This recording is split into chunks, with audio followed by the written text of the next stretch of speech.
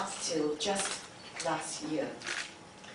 I'm proud to note that I have some similar past as Dr. Surin, as we were both American Field Service scholarship students, and he was in the 60s and I was just 10 years later. However, he went to the other Cambridge, where Harvard is, for his MA and PhD in 1974 and 1982, respectively, in the field of political science and Middle Eastern studies. Hence, Dr. Surin is a Harvard-trained diplomat and politician. He also studied Arabic and conducted research at the American University in Cairo from 1975 to 1977, while he was a fellow at the Higher Institute of Islamic Research in Cairo, Egypt. On his return to Thailand, he taught at Thammasat University, and he rose up the ranks to become the Minister of Foreign Affairs, Thailand, from 1997 to 2001, while writing voraciously for two leading English daily newspapers in Bangkok from 1975 to 1992. In 1999, while serving as chair of the Association of Southeast Asian Nations, ASEAN Regional Forum, he was instrumental and led efforts to get governments, the United Nations, and the international community to bring peace and security in East Timor. Dr. Pitsuan is currently on the advisory board of the United Nations Human Security Trust Fund and the International Crisis Group, a member of the International Advisory Board of the Council on Foreign Relations in New York, and he is also the International Academic Advisor of the Center for Islamic Studies at Oxford University. So, without much further ado, let me now invite Dr. Surin Pitsuan, the Honorable Dr. Surin Pitsuan, to please take his seat.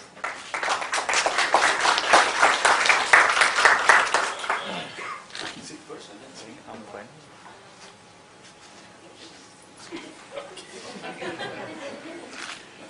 All right.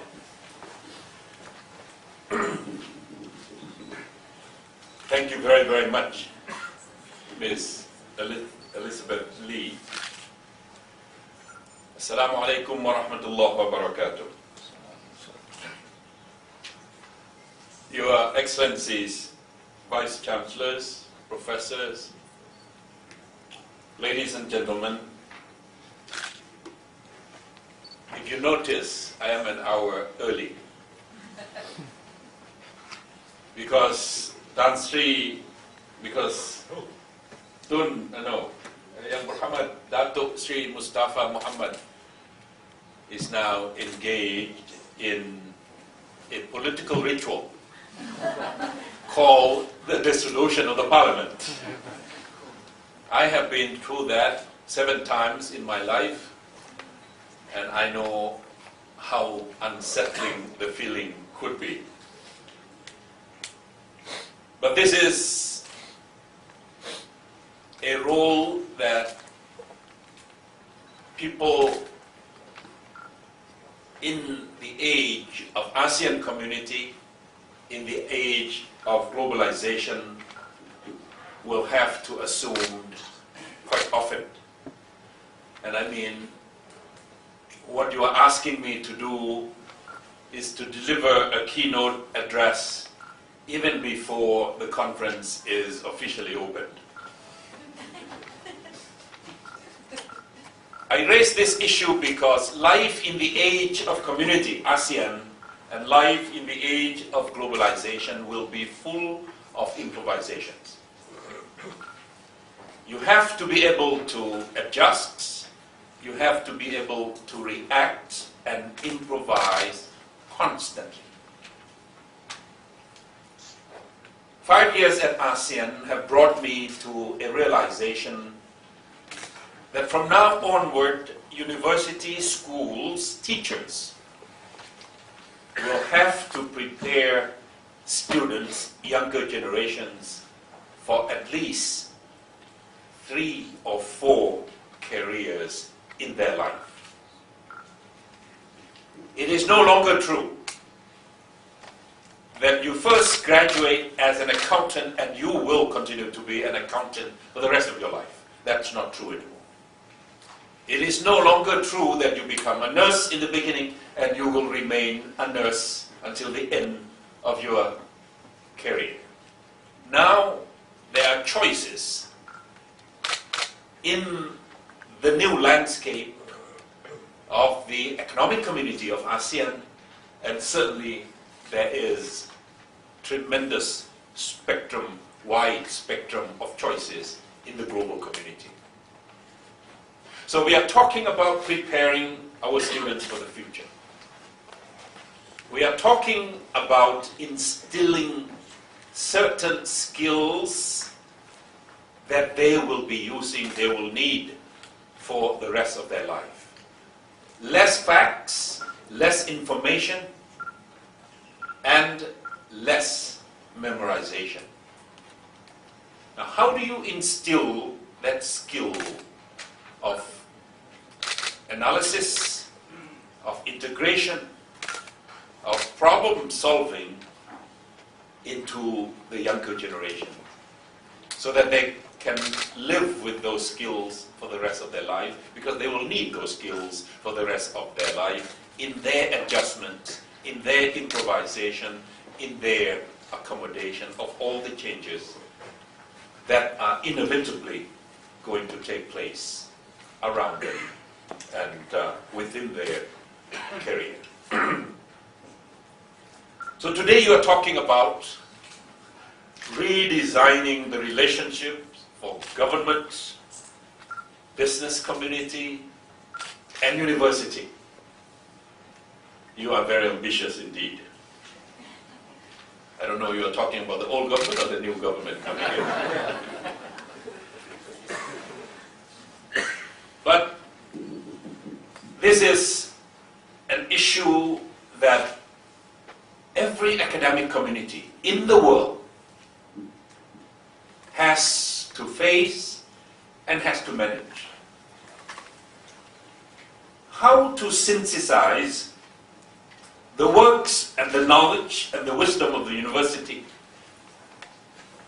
and the production of the business community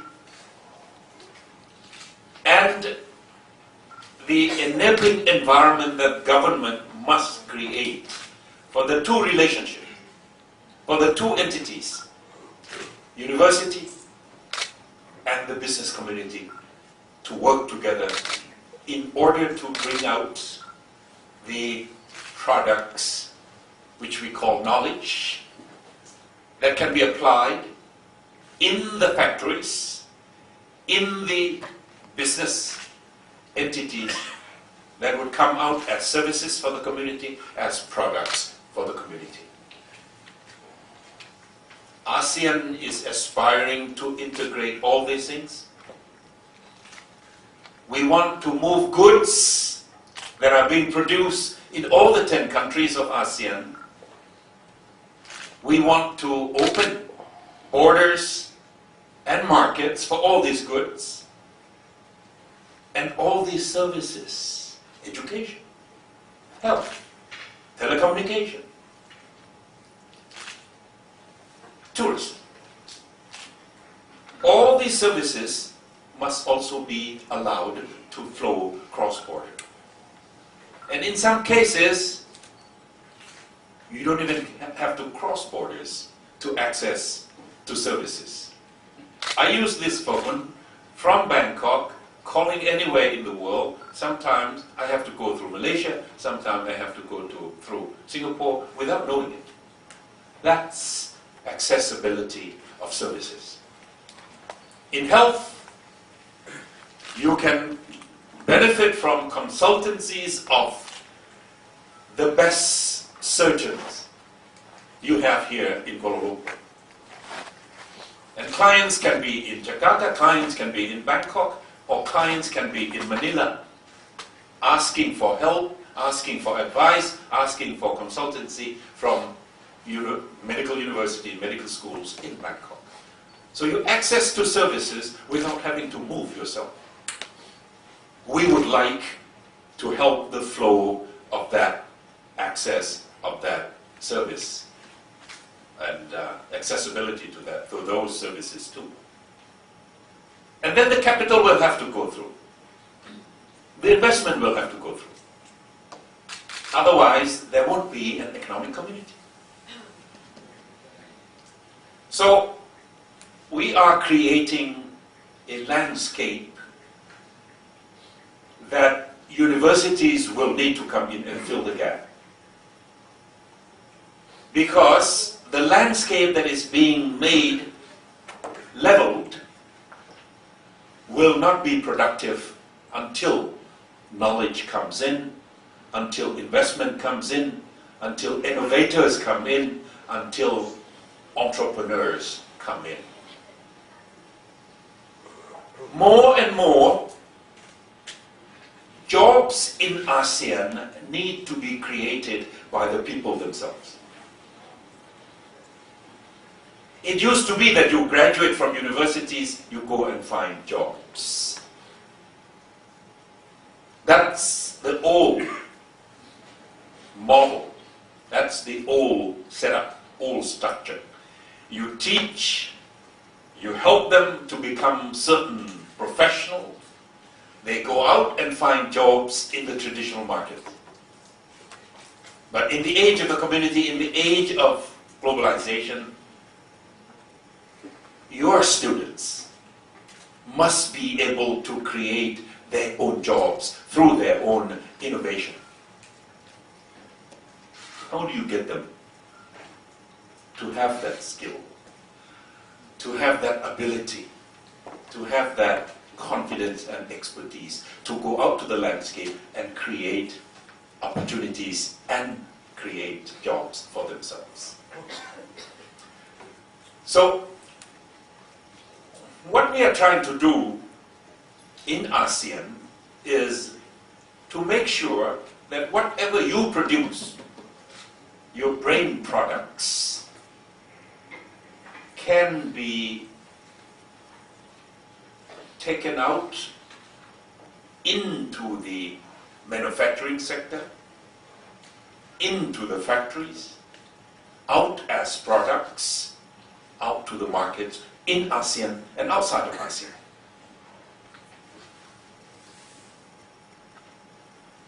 The challenge for all ASEAN economies is this. So far, our model of growth has been based on import of investment, import of technology, import of management. Then in the end, a lot of the products that we produce, with those three components from outside, will eventually be exported out to the world market. What do we get here? We get the price of our labor, which is very little, very minimal. And the big chunk, major chunk of profits will have to go back to the people with the intellectual property, will have to go to the people who own the capital, will have to go back to the people who manage these enterprises on our landscape. And that is why most of us are at risk of being caught in this, what we call the middle income trap. This middle income trap, meaning the people or the economy can never go beyond $10,000 per capita, per head, per year. In ASEAN, only 2 countries have made it beyond 10,000, far beyond 10,000. Brunei But we don't need to talk about Brunei, it's a special case. Bruneians walk on the beach, they kick a stone, they have gas coming up. So we leave them alone. Brunei, a special story. Singapore. Singapore has achieved a level of economic progress. If you measure per capita income, it's higher than Japan, it's higher than Korea, higher than Australia, higher than many of the European countries. It's about $45,000 US a year per head. The next country in ASEAN, among the 10 that will make it, this is a secret for all of you, is Malaysia. Because 20 plus years ago, Tun Mahathir said, by the year 2020, Malaysia will be a developed, a rich income country. And you have 7 more years, less than 7 years, I think you will make it. Because right now, Malaysia, your per capita income, I know in this room you have more than that, but the average per capita income of all Malaysians stands at 9,600 plus US dollars. You are only a couple of hundreds shy of that $10,000 per head per year. So congratulations, Malaysia. I'm not campaigning for any party. But you are going to make it. The challenge for ASEAN is, how about the rest? 7 more. My own country has been developing for the last 4 decades from 1,000 plus per capita to now only 5,000 plus per capita. Only half of that 10,000 dividing line. Indonesia is the largest economy in ASEAN, but it has also the largest population, 245 million.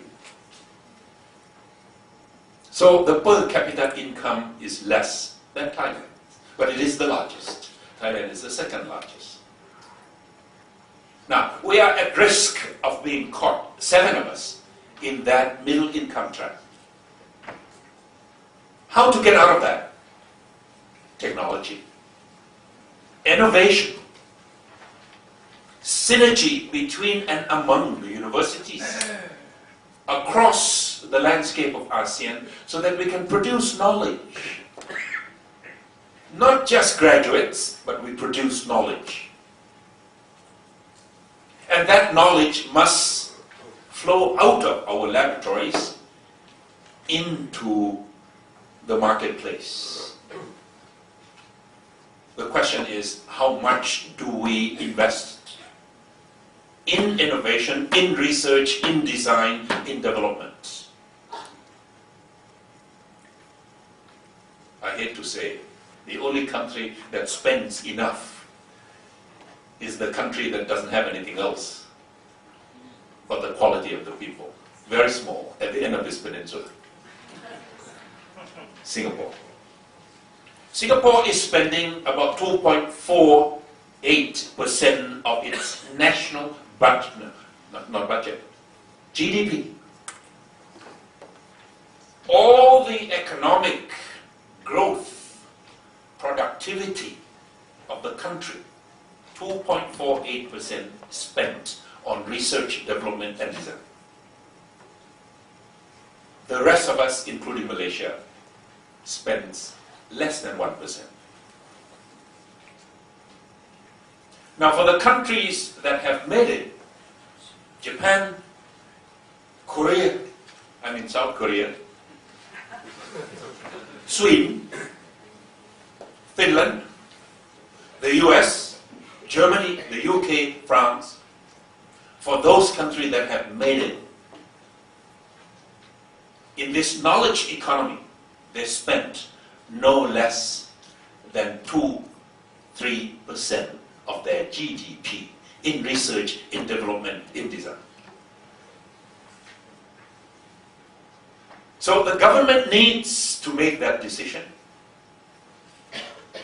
Universities need to make that decision that from now on we just don't teach. We just don't produce graduates, however qualified. We must spend some part of our resources for innovation. And that innovation will not happen until we have a system of synergy among us and between us. Because knowledge doesn't grow in a vacuum. Knowledge doesn't grow in a void. Knowledge grows when you have cross-breeding among and between knowledge workers, scientists.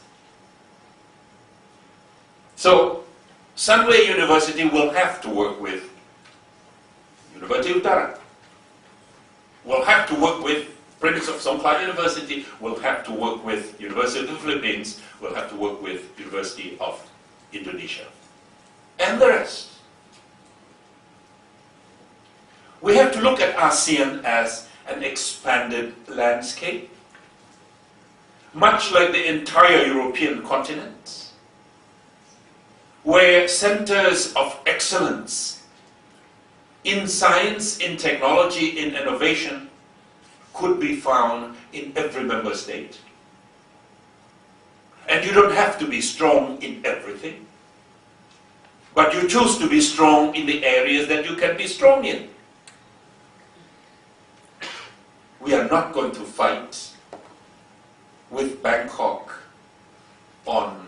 with Thailand on food production, because they have the land area, because they have a long history of technological transfer for food production.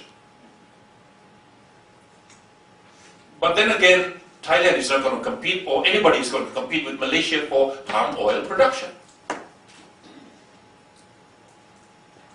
And none of us are going to compete with Singapore for the service industry that they have. My point is this. In Europe, centers of excellence in aviation research, avionics, everything to do with flying, can be done anywhere in the 27 countries of Europe. Telecommunication can be done in Finland or Sweden. But when you finish all these products in all these universities, centers of excellence, the products must be sent to a city called Toulouse in southern France to produce Airbus. You don't have to produce Airbus everywhere, but you can do research on all the components of that Airbus everywhere. Choose certain subject that you can be best in. In America, it's the same thing. It happens to be one country. But electronic parts of this economy, the science of electronics, can be done at MIT, can be done universities, state universities of New York, can be done in Chicago. Avionics can be done in Texas, in Florida. But once it comes to the production, you go to where Boeing is. So, ASEAN must do the same thing. That we have scattered centers of excellence in our knowledge production, and we help each other piping all this knowledge into production base. If it is about food production, you send it up to Thailand. If it is about electronic industry, research everywhere. Chulalongkorn, University of Philippines, the Bandung technology, you send them to Malaysia because you are strong in electronic industry, manufacturing. And that's what the ASEAN University Network is doing, should be doing, must be doing. And that's what ministers of education of every country must do. That is, look at the collaboration, look at the opportunity for collaboration, and look at the potential of all these brains available on our landscape and try to get the best out of them. I don't know about here. I can speak about Thailand. Every 25 years, we send a new batch of scientists to be trained at MIT, at Caltech, at University of Los Angeles, at Berkeley, at Harvard.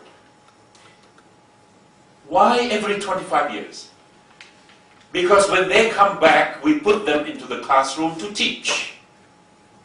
Whom do they teach? They teach teachers. And what do these teachers do? They go and teach at high school level.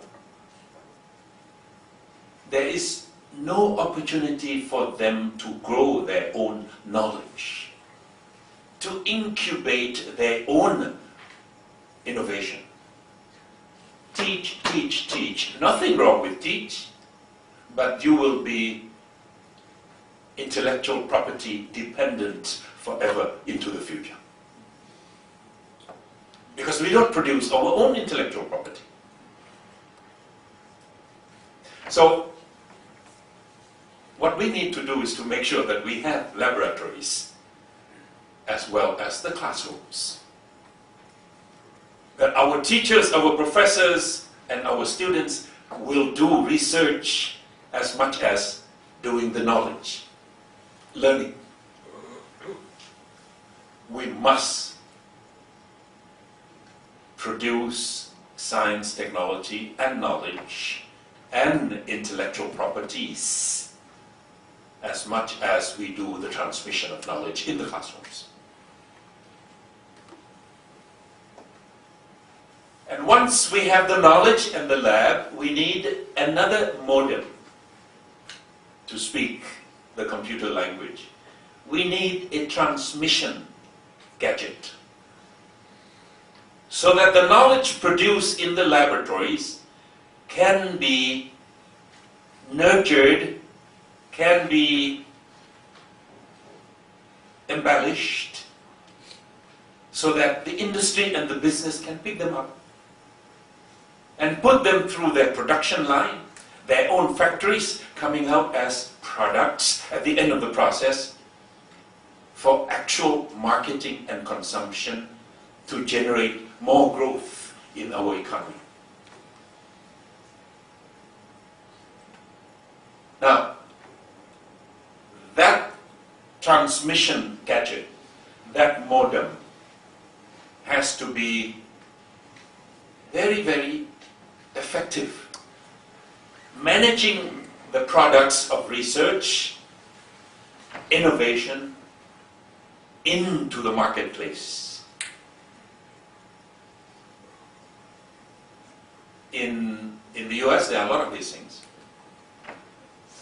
In between Harvard and MIT, there's something called Kendall Square. I feel very good being put up in this hotel. In the middle of the resort, Madame Lee, in the middle of the shopping complex, but the message in the hotel room is always about Sunway University, Sunway University.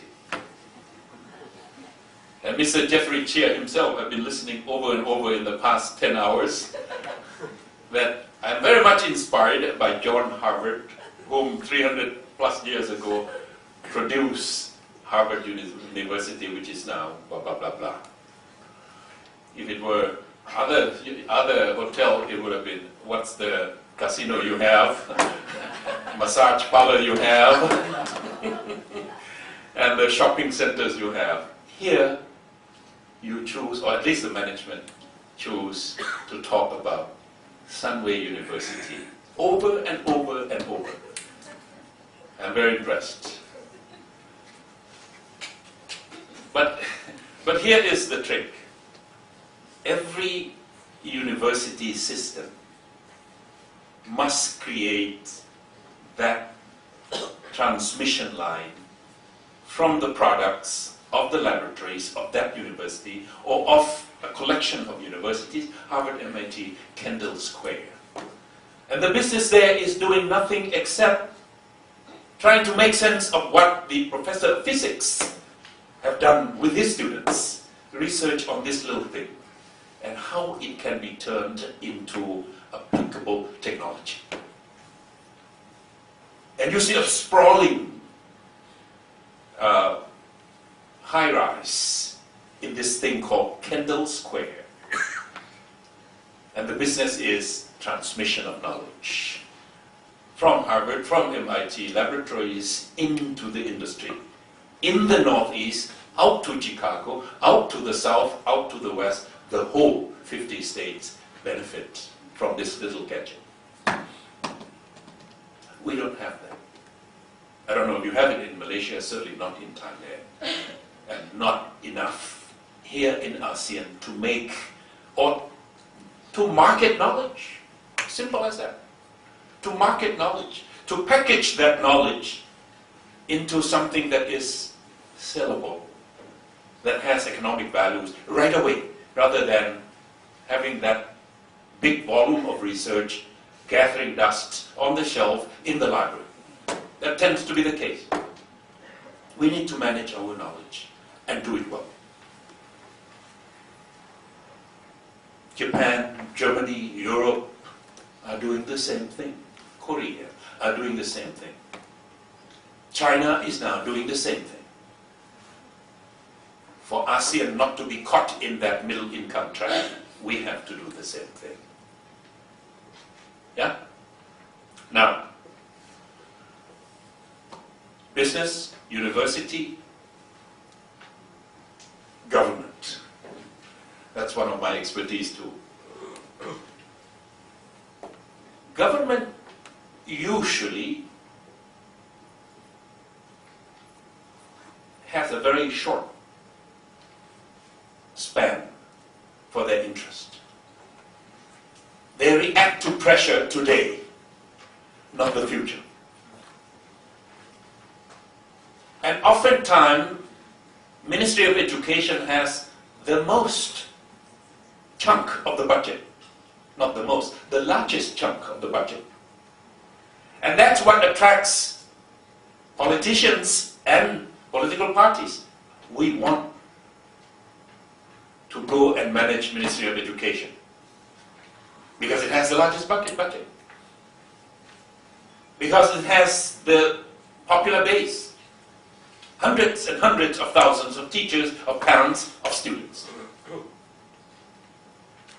So, education is being looked at, being coveted for the wrong reason. Not for the fact that we are shaping the future together. Not for the fact that we are building the ASEAN community competitive, equitable, being able to be integrated into the global marketplace seamlessly. We don't have that vision in mind. The only reason we want to go to the Ministry of Education is because it has a lot of budget, a lot of people. It can be our political base.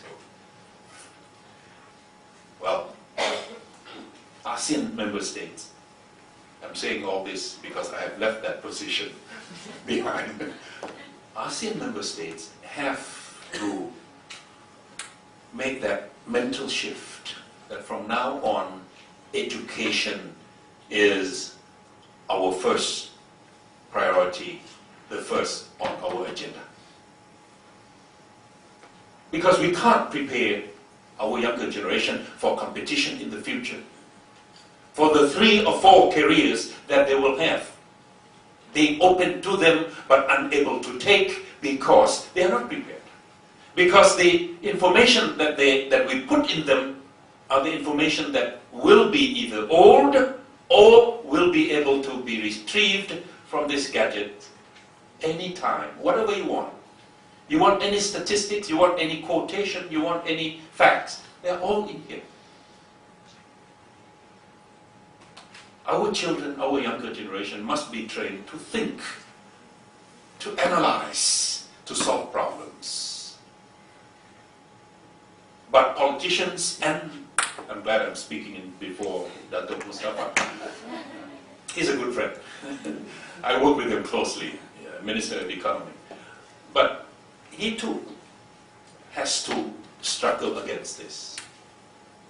That for Malaysia to be competitive in the production of your products, his responsibility, in the industry, in the export, you need qualified workforce.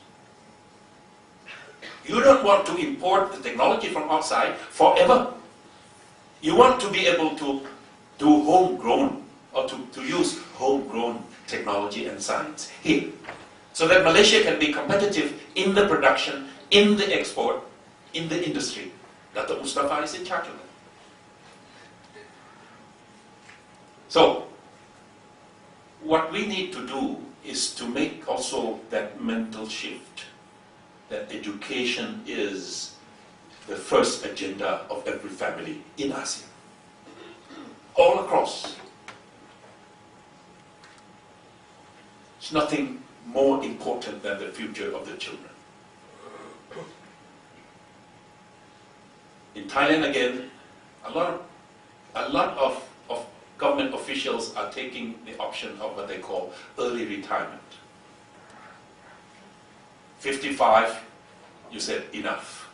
Because even if I continue on, my salary will be the same. I stop now, I have the, what do you call that, pension of about the same. So why bother? That is the option now. I don't know about here. But in the future, the 5 years left, the 10 years left, is not going to be used just to stay at home. Because there will be choices. So early retirement in the future will be early retirement for another career. And how do you prepare our children, our future generations, to make use of that large, at least 1/3 of the working period of their life, productive? Because that's what we'll need. More productivity out of less people. More productivity out of aging people, population. I'm sorry, all of us will be old at some point. So that's what we have to plan. That's what universities have to help plan. That's what governments have to look into the future and look at options. What do we have from our population, from our scholars, from our universities, from our younger generation, now and in the future?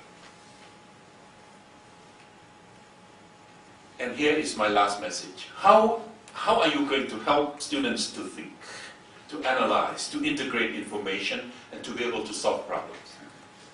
It is easier said than done, yes. It's easy to come in with a text and read to the students 1, 2, 3, 4, 5, and ask the student to give it up back to us tomorrow, 1, 2, 3, 4, 5, and if you slip, 5 become 1, you lose grades. Because everything is structured, and we expect them to memorize. Last year was the centennial of Titanic. And an integrated teaching of the event of Titanic would be 4 teachers, math, English, science, math, and social studies. 4 teachers working together, asking one student to write one report on the event of the Titanic. 10 pages report. The English teacher would just look at the English language. Whether he crossed the T's, whether he dots the I's, whether he put the commas in the right place, whether he used the right tenses. The math teacher would expect that the student will use this formula that he learned to calculate how much of that iceberg is on top, how much of that iceberg is further down. Almost physics, almost math, almost science. But the science teacher would also expect the student to explain this phenomenon. Why the iceberg at that time of the year? Why it floats down through this Gulf Stream, Northern Atlantic? What happened to the environment? What happened to the atmosphere? What happened to the seasons? The social science teacher would expect the student to explain what is the social economic background of the passengers. First class, mostly honeymooners. That's a fact.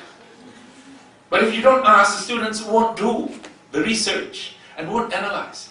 The second class are mostly salesmen, floating between North America and Europe. And the bottom are migrant workers, either coming back to visit their old families or going to America looking for jobs. At the bottom of the ship.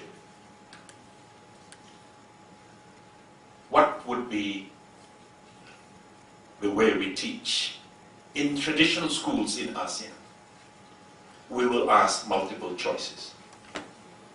We will ask students the Titanic events, catastrophe took place in 1, the Pacific Ocean, 2nd, the Indian Ocean, 3rd, the Atlantic Ocean, and the 4th would be all of the above. And believe it or not, there will be students who would say all of the above. Why? Because they didn't think. Because they don't analyze. Because they were not taught to integrate information and to solve problems. They were taught to memorize. And you know what they would do? They would flip the coin. And the coin turned out to be D. So it's D, all of the above. How can the Titanic catastrophe took place in all 3 oceans at the same time? I'm not campaigning to become the Minister of Education in Thailand. But coming from the bottom of the society in southern Thailand